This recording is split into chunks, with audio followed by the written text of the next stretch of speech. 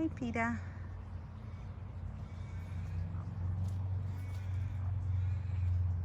What are you doing? So here, Daisydell digging for potatoes, and Peta is my constant companion. Oh, look at that! I've got a potato. Where is it? There we go. Look at that. There's a bucket full of potatoes for dinner, and Peta gets all the worms that I'm digging around for while looking for potatoes. Isn't that great?